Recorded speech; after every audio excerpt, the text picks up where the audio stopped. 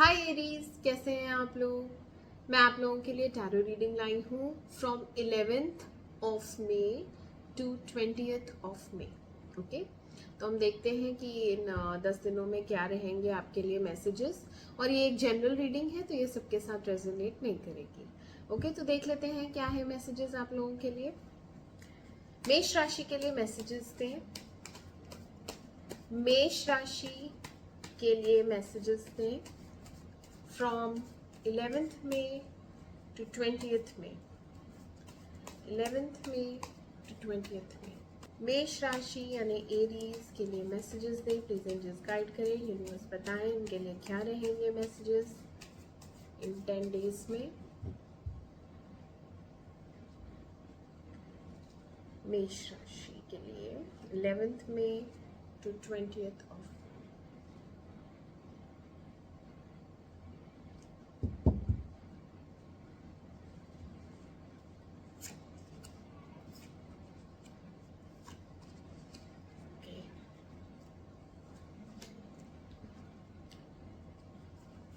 Clarify करते हैं इनको। टावर क्यों आया है, टावर क्यों आया है, प्लीज एंजल्स गाइड करें। टावर क्यों आया है,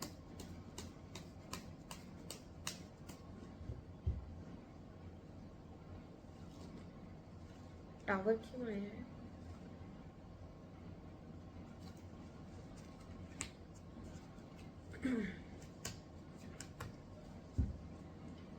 सन क्यों आया है,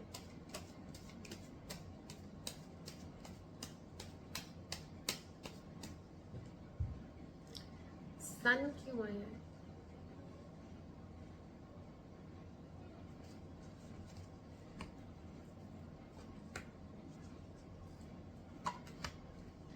एट ऑफ पेंटिकल्स क्यों आया है,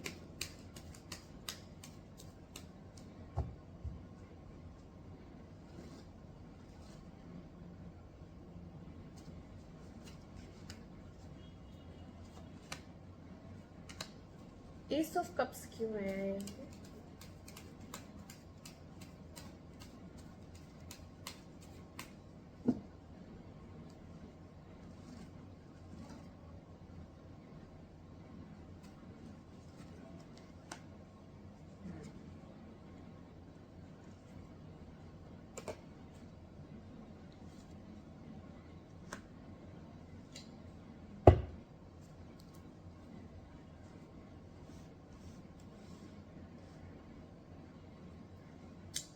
ओके एरीज, आपकी रीडिंग स्टार्ट करते हैं।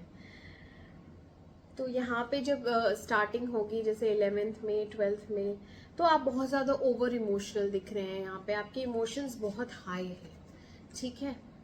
और इमोशंस क्यों हाई हैं, क्योंकि किसी से कम्युनिकेट करना है बट वो कम्युनिकेशन नहीं हो पा रहा है। ओके, आप बहुत रेस्टलेस एनर्जी में दिख रहे हैं। यहाँ पे बेचैनी है, रेस्टलेसनेस है, इम्पेशेंट हो रहे हैं। कुछ लोगों के लिए यहाँ पे एग्रेशन भी है।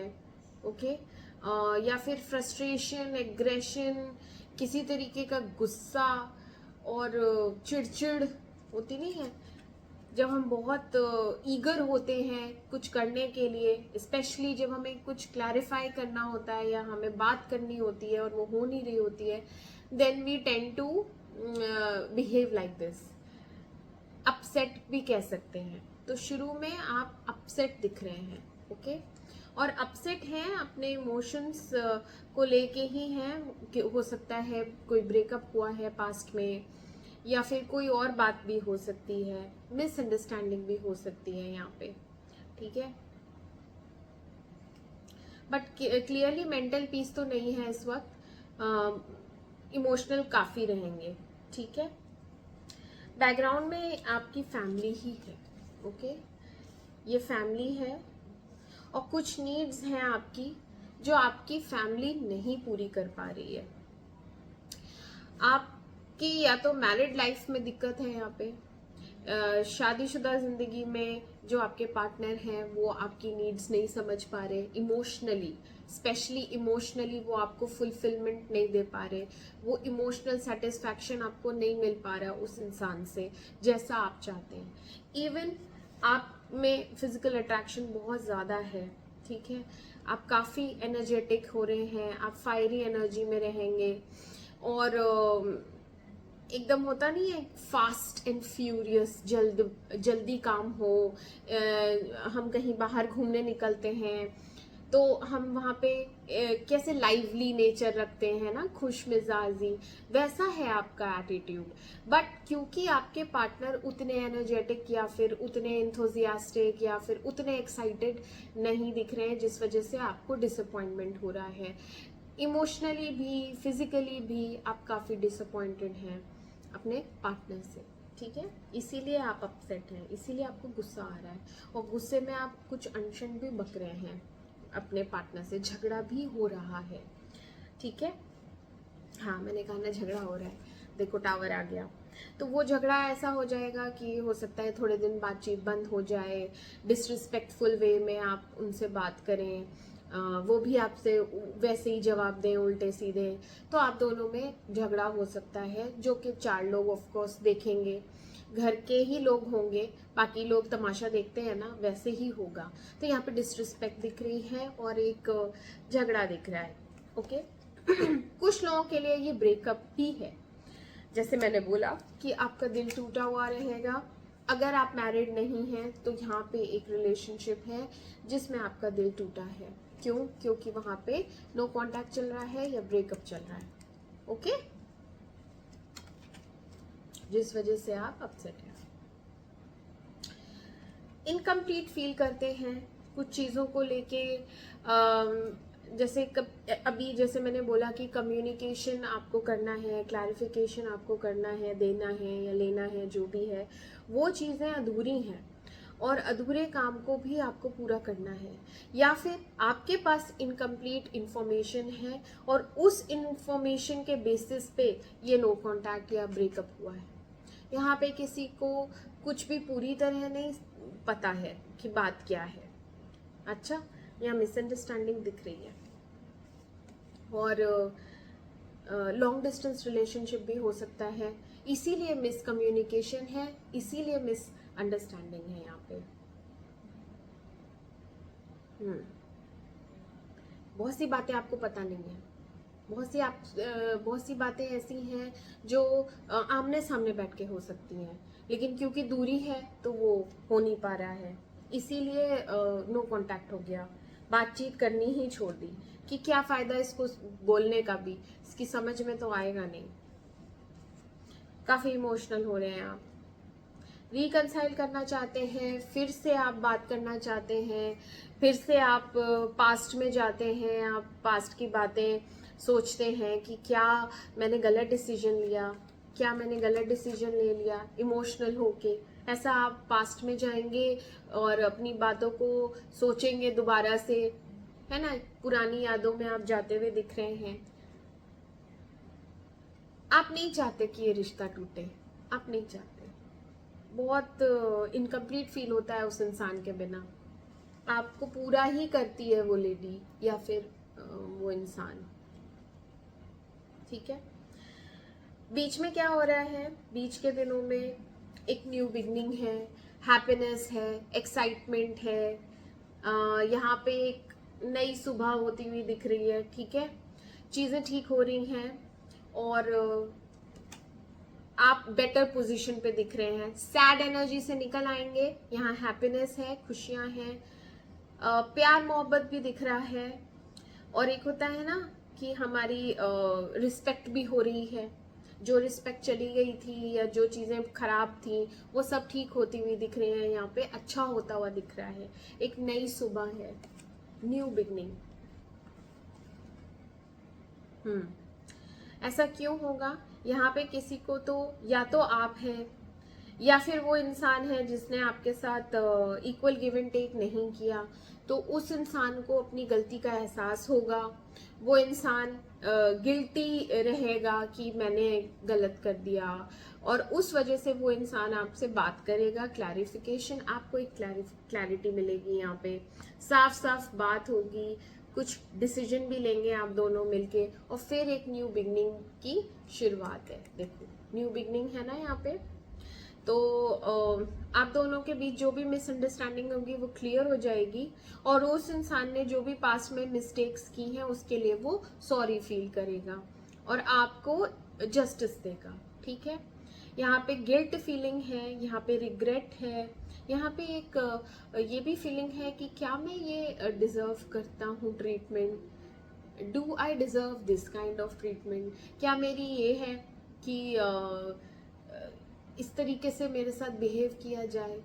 तो ये भी एक फीलिंग है आपके मन में हो सकती है, जिसको लेके आप उस इंसान से साफ साफ बात करेंगे कि इस तरीके का बिहेवियर मैं बर्दाश्त नहीं करूंगी या नहीं करूंगा। हो सकता है उस इंसान ने आपको इग्नोर किया है, हो सकता है उस इंसान ने आपको जैसे ब्लॉक किया था या इस तरीके से बिहेव किया कि अब इससे बात ही नहीं करनी। तो वो सब आप पूछेंगे कि कन्फ्रंट करें, क्या क्यों ऐसे किया, ये चीज़ तो नहीं ठीक थी, क्यों किया ऐसा मेरे साथ। तो उसका रीज़न ये है कि उस इंसान का आप में इंटरेस्ट कम हो गया था और वो और लोगों के पास भी गया है। ठीक है, यहाँ पे एक मेल एनर्जी आई है, ज़रूरी नहीं है मेल ही हो सबके लिए, बट मोस्टली ये मेल एनर्जी आई है, मैरिड है ये, और इन्होंने आपके साथ रिलेशनशिप रखा है। या तो ये आपके हस्बैंड हैं या फिर ये किसी और के हस्बैंड हैं। ठीक है, तो आप मैरिड हो सकती हैं या आप अनमैरिड हो सकती हैं। तो यहाँ पे ऐसा दिख रहा है। ठीक है, आउट ऑफ मैरिज रिलेशनशिप रखा। अभी वो कैसा होता है, वॉन्ट्स कि ये इमोशनली कनेक्ट नहीं करता है। ठीक है, थोड़ा सा ये डोमिनेंट एंड रूड बिहेवियर का होता है। इसके साथ अगर इमोशनल अटैचमेंट रखता है कोई तो ये भाग जाता है। वही चीज़ हुई थी, जैसे ही आप इमोशनल हुई होंगी, जैसे ही आप सीरियस हुई होंगी, ये इंसान फौरन आपको ब्लॉक करके भाग गया। तो आपको उसकी क्लैरिटी मिलेगी कि ऐसा क्यों किया और इनजस्टिस हुई है मेरे साथ, तो ये चीज़ ठीक नहीं है। आप इस टॉपिक पे बात करने वाले हैं मिडिल में, जिसका रिजल्ट ये होगा कि आपको सक्सेस मिलेगी, एक न्यू बिगनिंग रहेगी, हैप्पीनेस रहेगी इसी इंसान के साथ। हो सकता है कि अपनी मिस्टेक रियलाइज करें। ओके, लास्ट के दिनों में क्या हो रहा है, लास्ट के दिनों में आपकी एक विश फुलफिलमेंट है। आप जैसा शुरू में थे ना कि मुझे फैमिली से डिसकंटेंटमेंट है, मुझे खुशी नहीं है, यहाँ पे इमोशनली आप बहुत डाउन थे, वो सेम चीज़ें जो जो आपको चाहिए थी वो आपको यहाँ पे मिलने वाली हैं, सारी की सारी। लेकिन आप किसी को बोलने नहीं वाले, आप मन में रखेंगे कि हाँ, now I am satisfied, now I am content. जो जो मेरे अंदर अपूर्ति कहते हैं ना, जैसे इच्छा पूर्ति हो जाती है तो हम शांत हो जाते हैं, तो वो सारी इच्छाएं आपकी पूर्ण हो जाएंगी, अतृप्ति अपूर्णता आपकी खत्म हो जाएगी। ठीक है, तो जो जो आप विश करेंगे लास्ट के दिनों में वो सब पूरा होता हुआ दिख रहा है। ओके, और आपको एक क्लैरिटी भी मिलेगी, आप कुछ बंधनों से भी मुक्त होती हुई दिख रही हैं। यहाँ पे फैमिली के बंधन हैं, यहाँ पे बहुत सारे ऑब्लिगेशंस हैं, रिस्पॉन्सिबिलिटीज़ हैं, जिनकी वजह से आप फंसी रहती हैं, आप अपने पे ध्यान नहीं दे पाती, आप अपने डिसीजंस ले ही नहीं सकती because of the responsibilities. But यहाँ पे आप अपनी रिस्पॉन्सिबिलिटीज़ निभाते हुए भी, ठीक है, अपने ऊपर भरोसा करते हुए कुछ चीज़ें ऐसी आप करेंगी जिससे आपको खुशी मिलेगी, तभी तो तृप्ति हो रही है। पहले आप वो चीज़ कर नहीं पा रही थी, तो अभी वो बंधन आपने तोड़ दिए हैं। अभी आपको लग रहा है नहीं, मेरी खुशी पहली प्रायोरिटी है, पहले मैं खुश रहूं तभी तो मैं दूसरों को खुश रख पाऊंगी, है ना। तो आप अपने आप को उस शेल में से निकालेंगी, आप खुद वो जो भी बाउंड्रीज आपने अपने लिए क्रिएट किए हैं वो उन बाउंड्रीज को आप क्रॉस करेंगी। क्रॉस करते ही और वो चीज़ होते ही, जैसे सिंपल सी चीज़ है कि अपने फ्रेंड सर्कल के साथ शाम को बाहर जा रहे हैं, लेकिन पहले हो सकता है आप ना जाते हो कि नहीं नहीं, मुझे तो शाम को बच्चों को खाना देना है, मुझे तो अगले दिन की तैयारी करनी है, मुझे तो ये करना है, वो मतलब घर के 2-3 काम दिमाग में चलते ही हैं औरतों के, तो वो नहीं जाती हैं अपनी रिस्पॉन्सिबिलिटीज छोड़ के। बट लास्ट के दिनों में आप डिसाइड करेंगी, दिन में ही सारा काम खत्म करेंगी एंड शाम को आप निकल जाएंगी। ये मैंने एक एग्जाम्पल दिया है। तो इस तरीके का एक एटीट्यूड चेंज दिख रहा है लास्ट के दिनों में आपके अंदर। एंड यस, मैंने कहा था ना फ्रेंड्स, तो यहाँ पे आप फ्रेंड्स के साथ बातें कर रहे हैं, डिस्कशन हो रहा है। और कुछ लोग जो कुछ मेरे ख्याल से अपने स्किल्स इम्प्रूव करना चाहते हैं फॉर करियर ग्रोथ, तो हो सकता है आप कोई क्लासेस ज्वाइन करें, या आप यहाँ पे किसी के गाइडेंस के अंडर कुछ स्टार्ट करने का सोच रही हैं, तो वो भी कर सकती हैं। ठीक है, कोई तो मेंटर है यहाँ पे जो आपको सिखाएगा, हो सकता है काम सिखाए, हो सकता है कोई वर्कशॉप अटेंड करें आप, क्योंकि यहाँ पे काम दिख रहा है। ओके, ये करियर ग्रोथ है, ये आप काम कर रहे हैं, और ये जो स्किल्स आप डेवलप कर रहे हैं वो इस इंसान की मदद से, ये इसको आप ज्वाइन करेंगे। क्लासेस हो सकती हैं बहुत से लोगों के लिए, एंड आप सीखेंगे वो चीज़, फिर उसी स्किल को आप डेवलप करेंगे और उससे आपकी ग्रोथ होगी। ओके, तो ये आपका काम है। यहाँ आप पैसा कमाने में बहुत इंटरेस्टेड रहेंगे और उसमें ग्रोथ भी होगी। ऐसा नहीं है कि पैसा नहीं आएगा, पैसा भी आएगा। आप काम करेंगे और आपका काम अप्रिशिएट किया जाएगा। ओके, तो हार्ड वर्क बहुत ज़्यादा है लास्ट के दिनों में। पहले सीखना है, फिर काम करना है, फिर स्किल्स और इम्प्रूव होने हैं, परफेक्शन लाना है, तो हार्ड वर्क बहुत ज़्यादा है। ओके, अगर रिलेशनशिप में भी देखा जाए तो यहाँ पे आप किसी तीसरे से मदद मांगेंगे। हो सकता है नो कांटेक्ट में गलत फहमियाँ बहुत ज़्यादा हो गई हो, बातचीत नहीं हो रही है, तो कोई कॉमन फ्रेंड होगा आपका जो आपकी हेल्प कर सकता है बात कराने में, गलत फहमियाँ दूर करने में, तो आप उसकी मदद लेंगे। और ये भी प्रॉमिस लिया जाएगा कि अब से इस रिलेशनशिप में बहुत मेहनत की जाएगी, इसको इग्नोर नहीं किया जाएगा। ये नहीं कि अभी टाइम नहीं है हमारे पास और इसको हम निगलेक्ट करें, नहीं, आप दोनों ही इस रिलेशनशिप में वर्क करने वाले हैं। तभी तो आपकी विश फुलफिलमेंट हो रही है, तभी तो आप इमोशनली सेटिस्फाई हो रहे हैं। इमोशनल सेटिस्फैक्शन आपको अपने पार्टनर से मिलने वाला है। ठीक है एरीज, तो ये थे आप लोगों के लिए messages from 11th May to 20th of May. मैं आपसे मिलती हूँ अगले हफ्ते अगली रीडिंग के साथ। तब तक के लिए आप अपना ध्यान रखिए। Do take care of yourself. Bye bye.